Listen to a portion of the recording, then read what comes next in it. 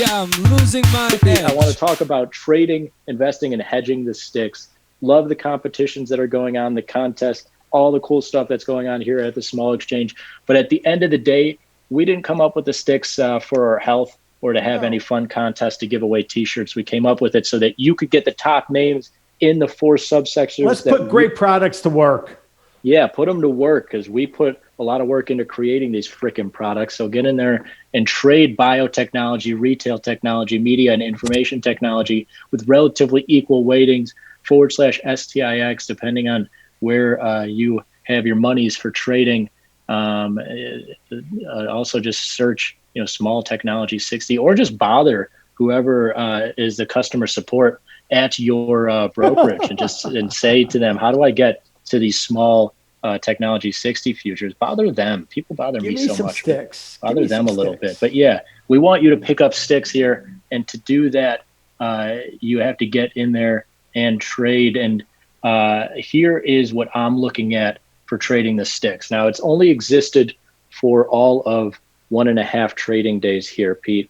But we have a bunch of index data that's going to let me give everybody some expectations for trading the STIX to start, and then we'll get on to investing and hedging. Small tech futures, Pete, are usually settling within $1. Like I honestly am not lying. I did not round this number by more than like 0.2 of a penny. This market, one standard deviation move on a daily basis around $1, and that's telling you that 68% of the time STIX is closing between up $1 and down $1. What's nice is the highs and lows are giving you an extra 40 cents on top of that. That tells me that I'm looking to trade the STIX. Where do I see it interesting at? I see it interesting at around $1. And where can I expect to see highs and lows in this market? Usually around $1.40 or $1.50. That helps for where I want to get into positions, where I want to set up mechanics for expectations around profits and losses. Because if I'm looking at selling anything in this region or buying anything in this region, I know that I should only expect, $40, $50, $60 in movement. I can't think to myself, oh, I'm going to buy down $1.25 here and then make $300 per contract. That would mean that it has to come all the way back to unchanged, and then also an outlier move to the upside. So it helps with expectations around management and where you're getting into this product. Where would you be looking to get into this product, Pete, on a short-term trading perspective like we're looking at here? You know what? I just sold 51.99s, so that's where I'm getting in. So am I early for the day? Yes, it's an inside day, but I told you I kind of right. And again, I didn't put on NASDAQ or spoof short calls, but I think we've kind of run our course a little bit here. So on a discipline basis, I should have probably been waiting for about the 52.30s in STIX right now. As you said, this is a great milestone or a great marker in terms of usage. And why I think that too is, now I sold up, what are we up? 50 ticks today. So I'm right in the middle of that first standard deviation upside range. What do I do with that? Where's my management if I'm wrong? Well, that's tough, because a normal day means I'm losing another 50 ticks and I'm still not necessarily wrong. What am I looking for? A little bit of pullback. So here's a case where location was probably poor, and I should have probably done a few less. But I think on a day like today, which we all agree is an inside day, what we like to call a millennial day. The market has not worked very hard. This is a lazy market today. It's a millennial market. So location on my trade is poor. If I said the things that you say about boomers or any other generation, I would get absolutely killed on Twitter. As well you should. I think, you know what? While I say this in a way of jest, and everyone knows it's good natured. When you tend to attack me on air, my friends and the people who enjoy working with me here tend to come to my tend to stand up, which is great. But so poor location, probably I wouldn't even say necessarily poor location because I want to get to when we talk about investing, it doesn't have to necessarily be from the long side.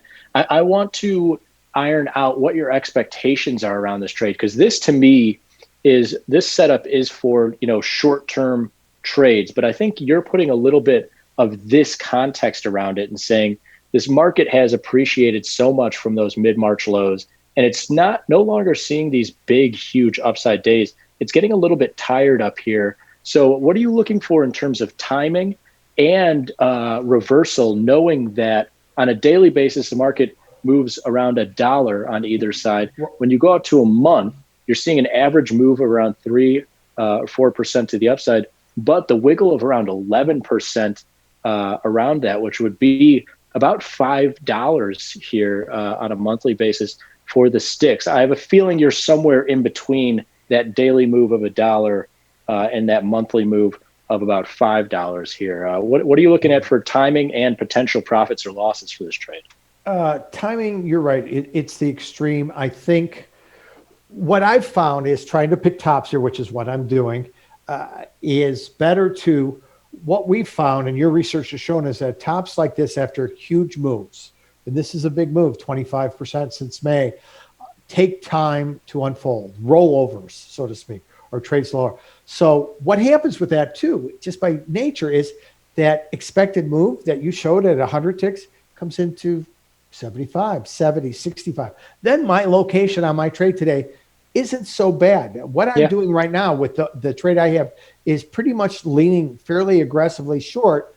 And I know it's an all-time high, so how can you say how aggressive you are? Basis what the market has given us, and we always talk about that, directional trades require management on both sides to be able to stay in the game.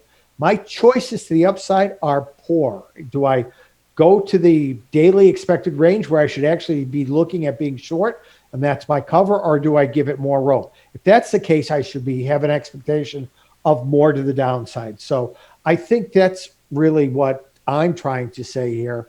And what's nice is that this is a product that usually when people say, I want more time in this trade, that lines up with needing optionality, needing something that gets me a strike price that's farther away, and time in terms of that expiration with that strike price.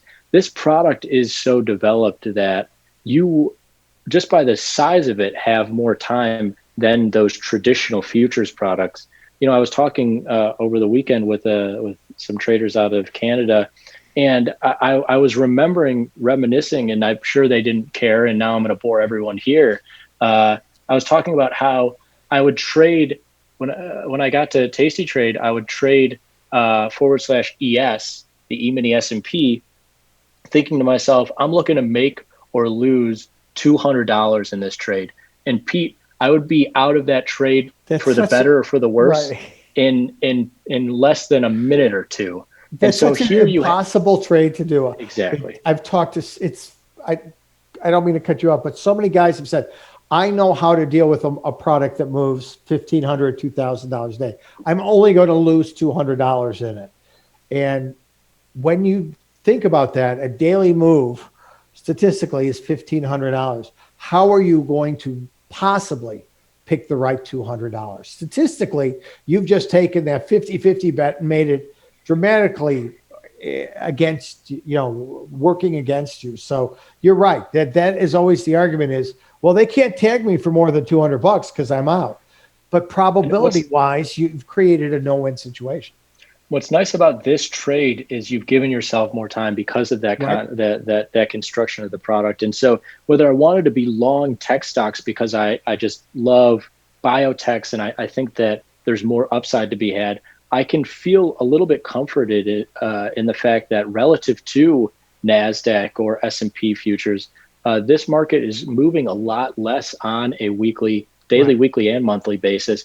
And I know that on average, my P&L on one of these STIX contracts is only going to fluctuate by about $500 on a monthly. That's a lot of time, a monthly basis. Right. As you can see here, picking tops has not been fun. But if you were patient, you waited for a nice up move like we're getting here, and you chose a product that gave yourself time, you see this move higher and then a 5% sell off, move higher, 4 or 5% sell off, move higher. Like you've got this wiggle to get short. Or like I said, if you wanted, I mean, obviously being long would have been a lot easier since mid-March or May or any date you want to pick here that isn't the end of February. But it is nice knowing that on a daily basis, I'm only seeing about $100 in fluctuation. On a weekly basis, I would say that's probably around $200. And then on a monthly basis, you're looking at about 11% standard deviation, which right now a market at $50 is just going to be around $500. And you know what? it's something nice to look at. And you hit on something that's so important there. And if you asked 10 traders, 9 of them, and you said, what would you rather have, a market that moves or time in a trade? I think 9 of them reflexively would say, well, I want a market that moves. But I think if you went back and looked at their P&L and looked what they were trading and said, okay, in terms of really maximizing your P&L, what would you have wanted? More time in this trade because it was a comfortable amount of movement, Sure. or the movement itself? And then they would go back and I think have a very different answer. So I don't think you can underestimate that statement you made about time in a trade. Yeah. Sure, we want movement, but we want time in a trade, and this is what these afford you. Well, because here's the deal, Pete. Here's the deal. You know, you're looking, like I was just reminiscing on, I'm trying to catch /ES from the long side amid any of these days of movement here, right? And if I'm willing to only cough up a couple $100, then I'm out in moments. Okay. But Right. if I had given myself time of a few hours or a few days, this market bounced continuously and then ripped higher. And so if I didn't have time in that trade, but I got the market that moved here in early March, guess what, Pete? I didn't make any money. I probably got tapped out several times trying to catch this market. Same with the short side here. You know, if you're only willing to give yourself a couple $100 in rope on those NASDAQ or even the micro NASDAQ, a lot of the times you're going to get bounced out intraday. This is a market here that moves a quarter the size of those micro products and thus a 40th the size of those E-mini S&Ps and NASDAQ products. And it's going to give you a lot more time, and it's going to move this. It's going to move the same. It's going to give you that equity exposure. It's going to give you, if anything, I think more movement, a cooler trade with that biotech angle and some of those media technologies and retail technologies, not just focused in that information. So yeah, the time with the movement there, allowing for so many things, and then also allowing for you to hedge around your positions. And you know, I like to think about this as being a lot more fun than, oh, I own 50 shares of QQQ and I'm going to sell one of these contracts to hedge, you know, a third of my portfolio here and just leave the hedge on. You can think about, you can almost kind of create a hybrid of trading and hedging and create this scenario where I own a lot of tech stocks. I own a lot of QQQ or XLK, or I own a NASDAQ micro future or something like that. And I can go into these STIX, Pete, and put on these hedges at different times. I could sell here and then buy it back. I could sell it here, buy it back here, sell it here, buy it back here. And same on the way up. And there's a scenario where for an unchanged market in any kind of time interval, if you're active with your hedges and you're not over hedging, and that's why you got to key in on these ratios that you need to have at least 20 shares of QQQ to balance out one contract here. As long as you're not over hedging and you're active and keeping in touch with this market, there's a lot of fun to be had and profits to be seen potentially in hedging around with the STIX. And it's thankfully a nice, easy process when you look at these ratios here. Is that how you'd prefer to look at hedging? Because it's nice to think of this as I'm reducing risk and maybe making money for an unchanged market in whatever time interval. Absolutely. You know what? The idea of maintaining a core position and then managing, we're not always going to hedge perfectly.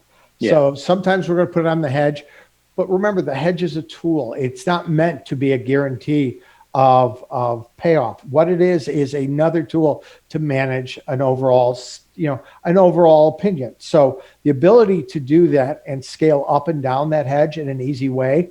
The greatest sin is when we over hedge And then we Yeah. find that our core position is right and the market had continued in direction, but we're losing money. And then there's a classic case of all the mechanics breaking down. So absolutely. This is, talk about slides you print out and just tuck away. Having these ratios next to you is a great way to think about how can I use this product, which right now is sitting close to 1,000 contracts today. And we're not even, about halfway through the day and is one tick wide. These are the kind of products I want to use to manage exposure, gain exposure. And actually, you know what, we started the discussion about investing. I think these become very interesting tools on that front also. Yeah, absolutely. Whether you're trading intraday here or investing from the long side or the short side, I think that, as time goes on, people will start to think of being long or short as a source of long-term trade that could be viewed as investment or hedging. I think these sticks, this new sticks product is going to be useful for all three as technology stocks continue to take over the equity world. And hopefully you're doing a little of all three here at the small exchange.